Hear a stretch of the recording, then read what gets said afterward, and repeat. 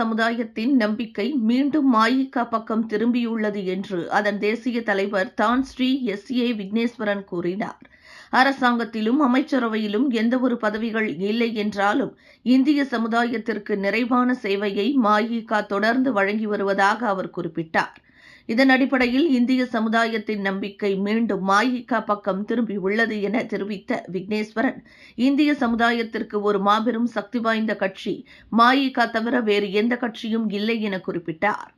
ஆகவே மஇகாவை இன்னும் ஆற்றல் வாய்ந்த கட்சியாக விளங்கிட நாம் அனைவரும் கடுமையாக உழைக்க வேண்டும் என்றார். இந்திய மாணவர்களின் கல்வி மேம்பாட்டிற்கு மஇகா அளப்பரிய சேவையாற்றி வருகிறது. எய்ம்ஸ் பல்கலைக்கழகம் மூலம் மஇகா இந்திய மாணவர்களின் கல்விக்கும் பெருமளவில் உதவிகளை வழங்கி வருகிறது.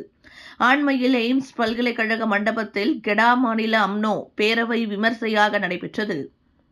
மாநாட்டை நடத்திய கெடா அம்னோ தலைவர்கள் அந்த எய்ம்ஸ் பல்கலைக்கழகத்தை பார்த்து வியந்து பாராட்டினர் என்று அவர் சொன்னார். நேற்று கோலாலம்பூர் மஇகா தலைமையகம் நேதாஜி மண்டபத்தில் நடைபெற்ற தமது பிறந்தநாள் விழாவில் உரையாற்றிய போது விக்னேஸ்வரன் இதனை தெரிவித்தார்.